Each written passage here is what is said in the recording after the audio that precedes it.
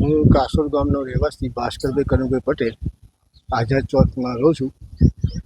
આ વાસ્મો અંતર્ગત જે યોજના આ લોકોએ પાસ કરાવી અને જે તે સમયે પાણી સમિતિ બનાવવામાં આવી, પાણી સમિતિનો માં જે સહીઓ કરવામાં આવી એ પણ ખોટી કરી છે. અને બીજું કે કાસોડ ગામમાં સવારે 7 વાગ્યાથી સાંજે 10 વાગ્યા સુધી ઓલરેડી પાણી આવે જ છે.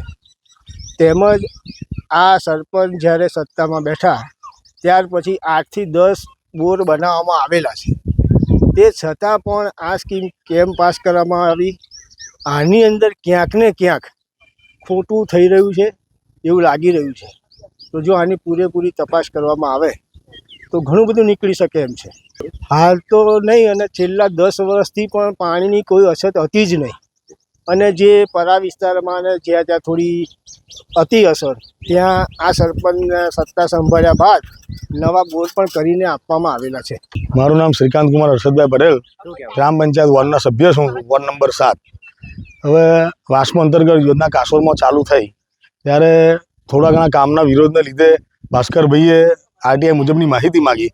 એમાં કાગળોમાં એવું જણાવવામાં આવ્યું છે કે મેં રૂબરૂ કાગળ જોયો છે, એમાં દરખાસ્ત કરનાર શ્રીકાંત કુમાર હર્ષદભાઈ પટેલ છે, પણ એ હું જાતે જ છું. પણ મને કંઈ કોઈ સભામાં બોલાવવામાં આવ્યો નથી.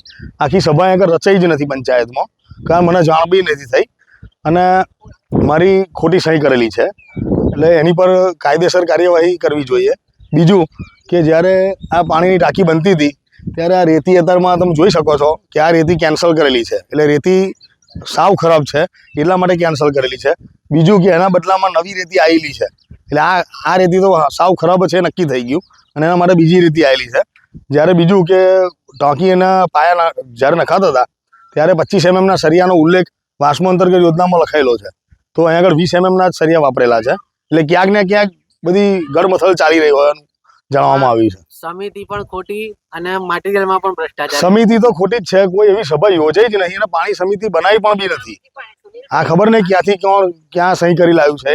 કામમાં પણ ભ્રષ્ટાચાર અને કામમાં ખૂબ ભ્રષ્ટાચાર છે અને મારી ડુપ્લિકેટ સહી કરવામાં આવી છે, જેની અંગે હું પોલીસ કાયદેસરની કાર્યવાહી કરીશ. હવે એ જ્યારે આ નવી પંચાયત બોડી અસ્તિત્વમાં આવી ત્યારે જે આવશ્યક સમિતિ બનાવવાની હોય છે એમાં અમે પાણી સમિતિ, સામાજિક ન્યાય સમિતિ અને અમારી આ જે હોય એ આયોજન કરેલ. એમાં સામાજિક ન્યાય સમિતિમાં તો જે અનુસૂચિત જાતિ જનજાતિના સભ્યશ્રીઓ અને એમના હોય છે, એ રીતે પાણી સમિતિમાં પણ સરકારશ્રીના ધારા અનુસાર ગામના આગેવાનો, સભ્યશ્રી, ગામના મહિલા પ્રતિનિધિ તરીકે તથા પંચાયતના સભ્યો એમાં હોય છે. આ પ્રમાણે અમે સૌના ધ્યાનમાં લઈને પાણી સમિતિની રચના કરેલ છે. તલાટીશ્રી, અમે સભ્યોના ઇન્ટરવ્યુ લીધા. સભ્યોનું એવું કહેવું છે કે એમની સહીઓ છે ખોટી કરવામાં આવી છે, એમને સહી જાતે કરી નથી. એ વિશે તમે શું કહેશો? હવે જે તે સમય લગભગ 2021 કે 22 મને તારીખ યાદ નથી, પણ જ્યારે નવી બોડી અસ્તિત્વમાં આવી ત્યારે આ સમિતિ બનેલી એ સમયે મારી સહિત કન્ફર્મ મારી જ છે, હું એવું ખાતરી કરી શકું છું. પણ હવે બીજી સમય બાબતે જે વાત છે એ બાબતે મને કોઈ આ જે સહીઓ થઈ છે એ વખતે કોઈ મીટિંગ મળી હતી ખરી? ના, પાણી સમિતિ મીટિંગ મળી નથી.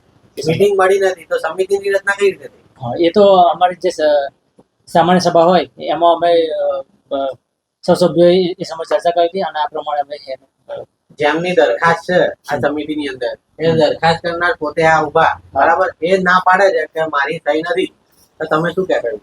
ના, એ તો હવે એ સહી છે એમની કે મારી, મને એ બાબતે હું કંઈ ના કહી શકું. પણ હવે દરખાસ્ત કરનારમાં એ જે નામ સૂચવ્યા હતા ને, દાખલા તરીકે ભાસ્કરભાઈ કનુભાઈ પટેલનું નામ છે, એ એમાં આપણે શ્રીકાંતભાઈનું વિરુદ્ધ હતા. એટલે મને ખબર છે કે એમાં તમારી સહી જે સાચી છે. એટલે તમે જયારે દરખાસ્ત થઈ કે તમે હાજર હતા, હા, શ્રીકાંતભાઈ ગેરહાજર હતા, તો એ કેમની સહી થઈ? ના, એટલે ભાઈ એ તો કહ્યું ને એમના એ દરખાસ્ત એટલે કે અમે જે નામ સૂચવેલા ને એમાં એ જે એમના તરફથી જે છે ને ભાસ્કરભાઈનું નામ, એનું નામ લેવા માટે અમે એમને વ્યૂ લીધો હતો કે ભાઈ અમે કીધું કે મારા કહેવાય ને ગામના આગેવાન તરીકે તમે ભાસ્કરભાઈનું નામ તો મૂકો, તમે તે આગળ નામ. એ પોતે ના પાડે છે કે મેં દરખાસ્ત કરી નથી ભાઈ. હવે એ સહી પણ તપાસ કરવી પડશે. તમે આ મામલે પોલીસ કેસ કરશો? તમે ગ્રામ પંચાયતના તલાટી છો તો?